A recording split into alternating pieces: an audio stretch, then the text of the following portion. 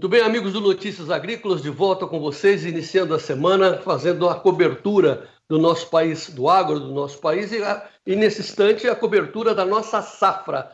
Estamos fazendo o acompanhamento de safra, porque o presidente Jair Bolsonaro insiste numa posição quase que solitária em fazer com que o país não pare. Claro, a safra está aí, veja o nosso título, a safra está pronta, ela é exuberante e precisa ser colhida. Quem está dizendo isso para nós é o professor Elmar Floss, que está conosco direto de Passo Fundo, Rio Grande do Sul. Professor Elmar, seja bem-vindo ao Notícias Agrícolas.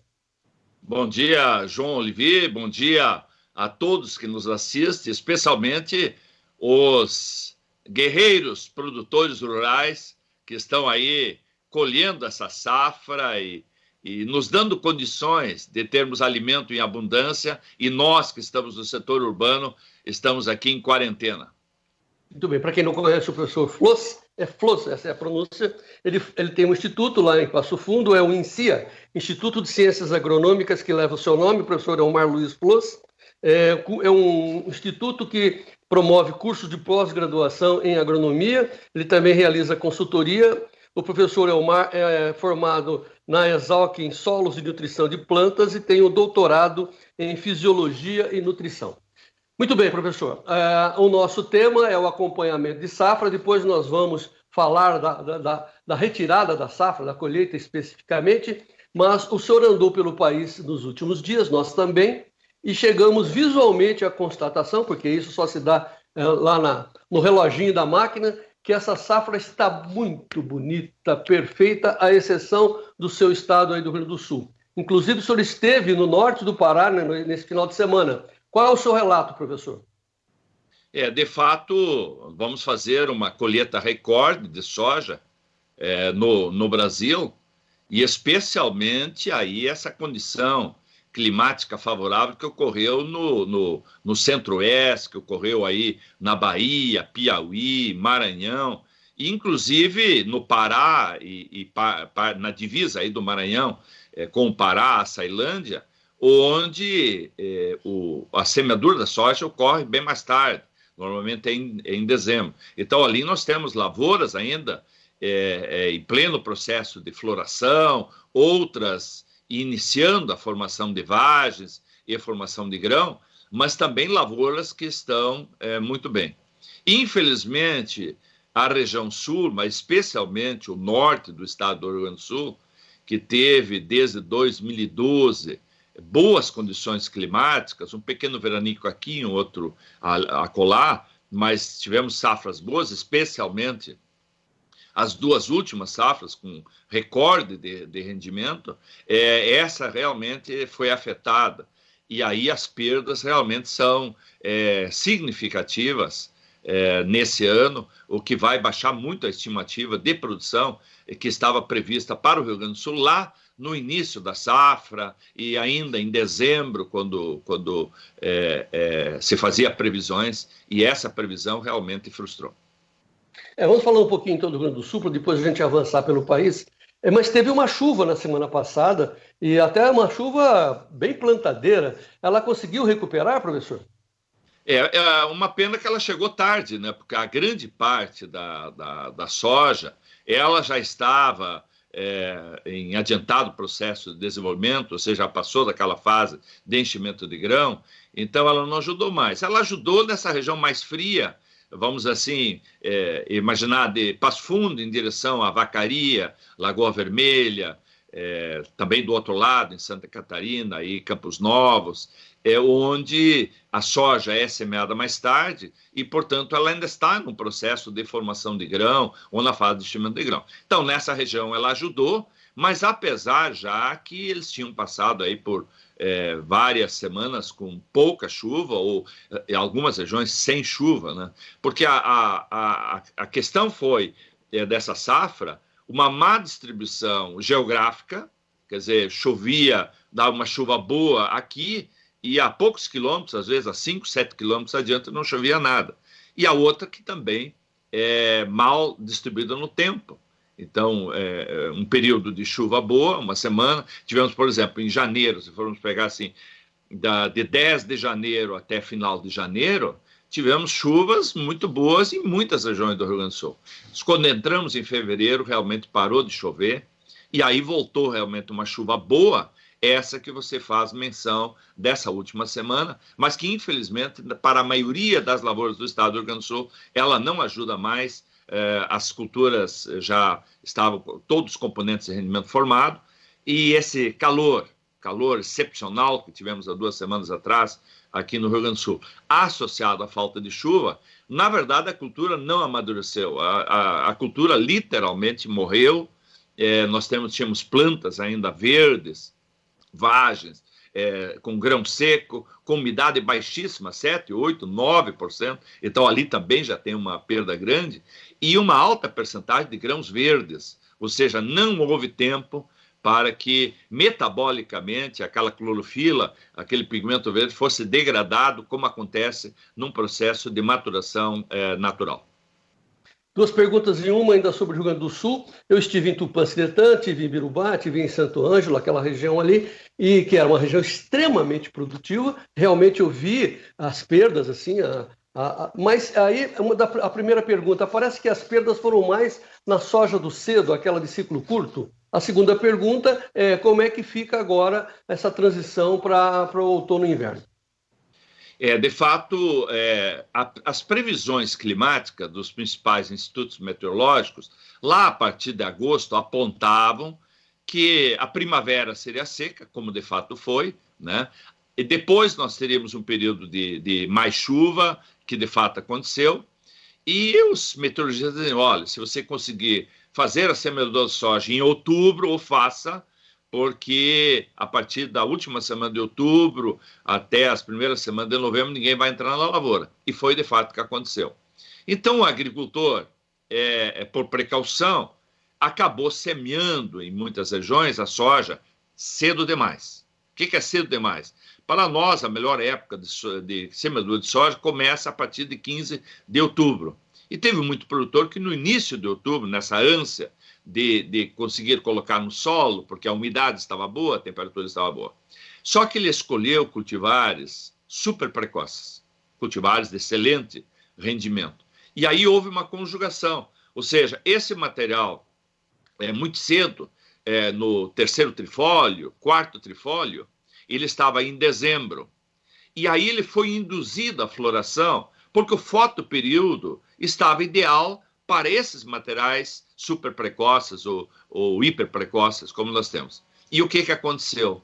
Uma planta baixa, não deu tempo do bom desenvolvimento, faltou ramificação, então são poucas axilas, poucos nós, e pegamos aquela estiagem do mês de dezembro, que foi até meados de janeiro. E aí houve a perda. Felizmente, não foi uma área tão grande assim. Mas essas lavouras aí, o rendimento foi baixíssimo aí, colheitas aí que vão desde 8 sacas por hectare, 22 sacas por hectare, pouca gente colheu mais do que isso, a não ser onde em alguma pequena área houve uma chuva nesse período. O plantio que ocorreu depois, já da metade de novembro em diante, é essa soja que pegou a fase mais importante de reprodução no mês de janeiro e entrando em fevereiro. Essa que entrou em janeiro, teve boas chuvas, é onde os rendimentos são mais altos. Tem agricultor até mesmo que, numa área, ele está colhendo 30 sacos e tem numa outra área que ele colheu 68 no sequeiro, porque combinou exatamente esse período de semeadura coincidente com a melhor condição climática. Mas, de maneira geral, houve perdas em todas as regiões. Quanto que o senhor calcula que haja uma perda aí de 5 a 6 milhões de toneladas no Rio Grande do Sul? Bom, aí, veja, você acompanhou durante a Expo Direto, foi muito comentado quando a Emater fez uma previsão de perdas e os produtores não concordaram, porque ela usou uma metodologia, ela pegou a média dos últimos 3 anos no Rio Grande do Sul, então calculou o rendimento estimado para esse ano baseado nisso. Muitos produtores e associações fazem o seguinte, compara a colheita desse ano, essa produtividade, com a do ano passado. Ora, a do ano passado foi o recorde dos recordes no Rio Grande do Sul. Nunca tivemos um rendimento tão alto. Então, depende um pouco do lado que se olha. Mas vamos em números. Lá no começo da safra de soja no Rio Grande do Sul, a estimativa é que o Rio Grande do Sul poderia bater um novo recorde, que seriam 21 milhões de toneladas. Eu estimo hoje que a produção vai ser em torno de 13. Então, isso representaria uma perda de 40%. Agora, se nós pegarmos a estimativa de normal, quer dizer, pegando a média dos 3 anos, seria 19 milhões. Uma colheita de 13 sobre 19 representaria uma perda de 32% na média do estado do Rio Grande do Sul. Então, isso daria aí 21 para 13, bom, aí nós teríamos, então, 9 toneladas a menos. Mas 19 para 13, nós temos aí 6. Claro que essa falta de chuva que ocorreu no fim de fevereiro e março, ela foi realmente muito decisiva, porque ela pegou a maior parte das lavouras, a grande lavoura de soja do Rio Grande do Sul, nesse período de formação de grãos. E aí o número de grãos por vagem é menor, e especialmente o tamanho do grão, a massa individual do grão é menor. E rendimento é o número de grãos vezes o peso individual do grãos. Então, na verdade, mesmo que o agricultor esteja colhendo uma quantidade ainda maior de grãos, essa massa de grão menor representa perdas na colheita. Sim, qual é a lição que fica e como é que fica a segunda pergunta que eu lhe fiz, a perspectiva para a safra de inverno? Qual é a lição? Nesse momento, as condições, as estimativas climáticas para o sul do Brasil são que nós estamos caminhando para um laninha, e isso quer dizer que nós vamos ter um inverno frio, nós vamos ter um inverno pouco chuvoso, nós vamos ter uma primavera iluminada, se esses prognósticos se confirmarem, e isso é muito bom para culturas de inverno. Então, e a gente já vê essa movimentação. Os produtores já estão se organizando, acho que a área de trigo vai aumentar, porque há essa perspectiva de clima favorável, e há, de outro lado, um preço, nesse momento, excelente para o trigo, porque está faltando trigo, né? Nós tivemos problema de colheita no ano passado.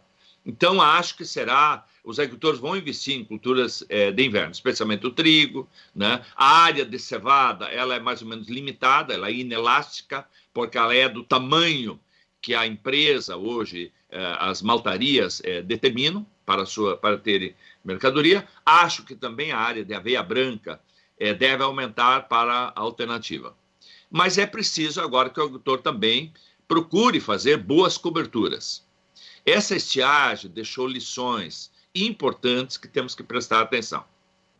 Nós temos, assim, na mesma coxilha, praticamente as mesmas condições de clima, e de um lado da estrada, um agricultor ainda colhendo aí 52, 53, e outro com a mesma variedade, praticamente na mesma época, colhendo 28, 27.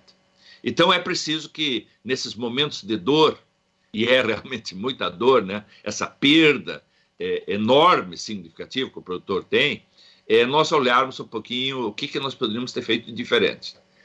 E uma das diferenças é exatamente aquele agricultor que investiu na formação no perfil de solo no ano passado.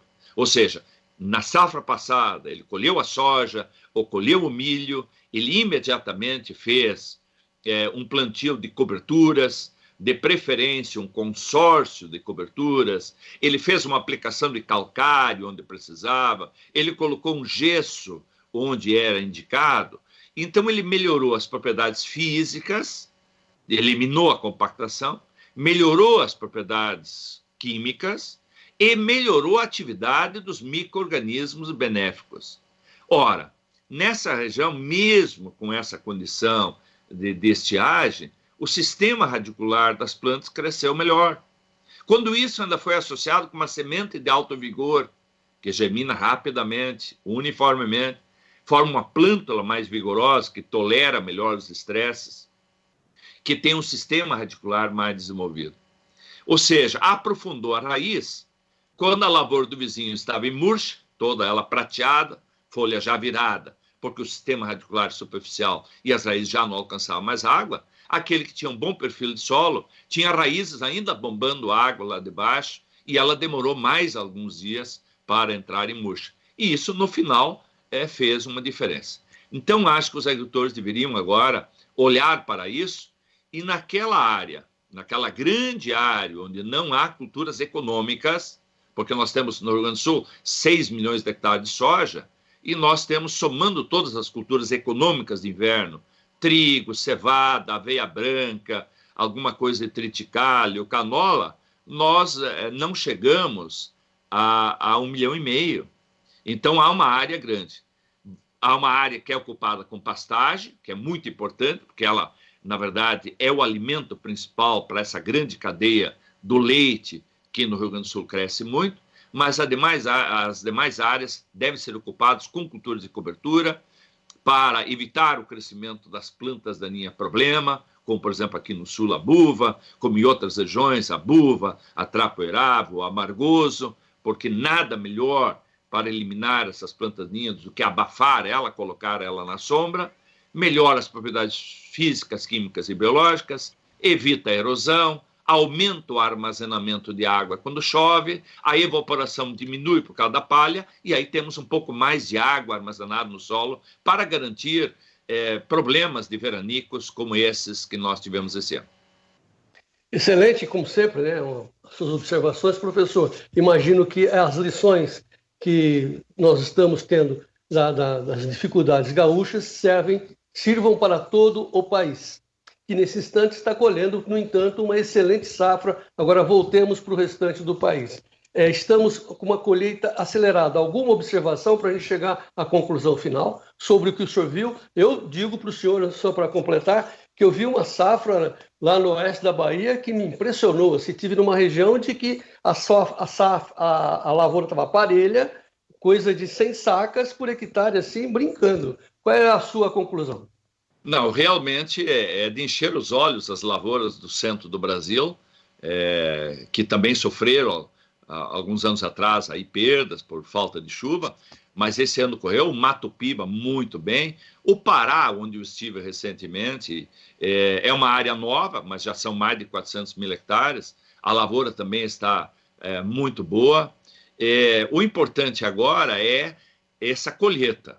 E vejam que essa pandemia que está nos preocupando tanto no mundo inteiro e aqui no Brasil, ela não pode chegar ao interior, porque essa lavoura de soja, esse grão precisa ser colhido. O agricultor não pode parar de colher, os caminhões não podem parar de puxar esse grão da lavoura para o armazém, do armazém para a indústria de rações, do armazém para o porto. A China deve voltar agora a aumentar as compras, então é preciso que isso chegue.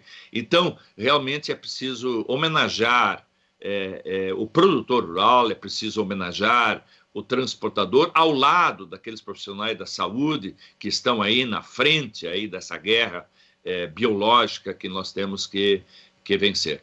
E aí alguns cuidados interessantes para o agricultor, né? Procurar, primeiro, pessoa da cidade, pessoa do meio urbano, que não precise obrigatoriamente ir para o interior, não vá visitar o seu amigo.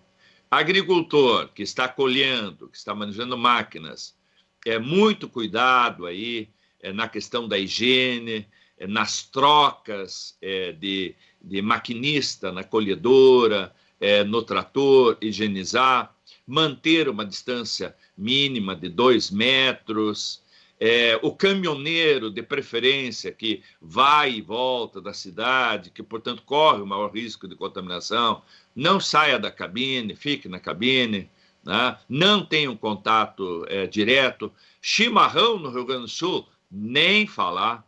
Cada um com o seu, vai ser mais ou menos o sistema uruguaio, do lado esquerdo a cuia, do lado direito a térmica. E aí, claro, se tomar muito mate, não tem mão para trabalhar. Não tem mão para trabalhar. Mas a troca do mate agora temos que deixar de lado essa tradição tão comum em todo o sul do Brasil.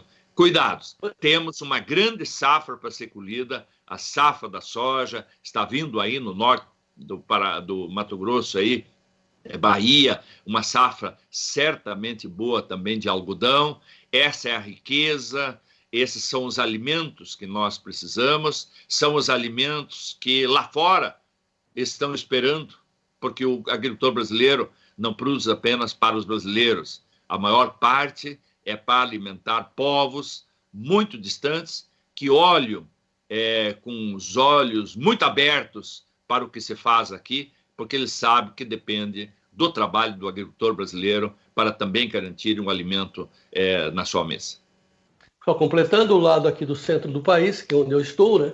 A chuva também foi exuberante, a safra está exuberante, a cana está vindo com uma maravilha, está forte. Vem aí uma safra de café também muito boa, vem aí uma safra de laranja muito boa. Então, assim, não corre na nossa cabeça inimaginar, né? É inimaginável, não corre por um segundo a ideia de que nós não possamos tirar essa safra do campo. Isso é óbvio, né? As pessoas lá das cidades que estão enclausuradas hoje não conseguem dimensionar o tamanho da nossa safra, o tamanho do nosso país produtivo, e isso não pode parar. Agora fica a questão, né, professor, de tirar para onde, né? Para o funil dos portos que precisam também funcionar. Fica aí o pleito do presidente Jair Bolsonaro, que parece que está sozinho, lutando contra a maioria dos governadores e também da própria sociedade, dizendo que nós não podemos parar. O agro não vai parar, né, Omar? Não pode parar, não pode parar. É assim como os médicos, os enfermeiros e todos os agentes de saúde não podem parar, assim como aqueles que fazem segurança não podem parar, assim como o exército é chamado para esses momentos de crise, né, não pode dizer não. Aí vem realmente o cumprimento da missão. E eu espero que realmente o Brasil inteiro obedeça a um comando nacional. E aí nós temos aí, eu cada vez que assisto uma entrevista do ministro Mandetta, eu mais sou admirador dele, né, realmente da clareza, da competência, do conhecimento e da forma muito clara que ele vê. Não é possível, quer dizer, um populismo muito grande, parece que alguns governadores, alguns prefeitos, querendo pegar esse momento aí também para tirar alguma vantagem política, porque se avizinha uma eleição municipal, já tem campanha para a presidência da República aqui há 2 anos. Ora, decretar o fechamento de Estado, quer dizer, não tem mais caminhão nem para transportar alimento, nem para transportar medicamento, realmente de uma ignorância total e absoluta. Há setores que não podem parar. E esse setor, o nosso, que nós aqui estamos envolvidos, o setor dos agricultores, o setor dos transportadores, dos caminhoneiros, aquele que está no armazém recebendo a carga, aquele que está trabalhando na secagem, aquele que está trabalhando na indústria da ração, aquele que está no transporte, isso é uma cadeia que não pode parar. E por isso que eu dei ênfase aí, o cuidado, né? Todos devem ter o máximo de cuidado possível para não se contaminarem. As pessoas com mais de 60 anos, sim, se recolham, até mesmo no interior, porque, como você vê, 80% das pessoas não ficam doentes, e os jovens, é rápida a passagem, ele vai criar imunidade, e essa imunidade adquirida no jovem, quando isso chegar a 50% da população, também vai salvar nós, João, que somos aí, eu estou daqui uns dias chegando aos 70 anos, né? Nós estamos no grupo de maior risco desse vírus Covid-19.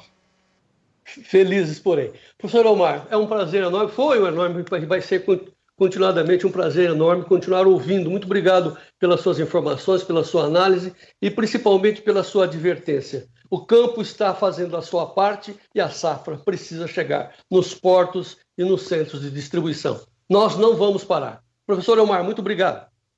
Eu que agradeço, um bom trabalho, um grande abraço a todos os produtores e viva o Brasil!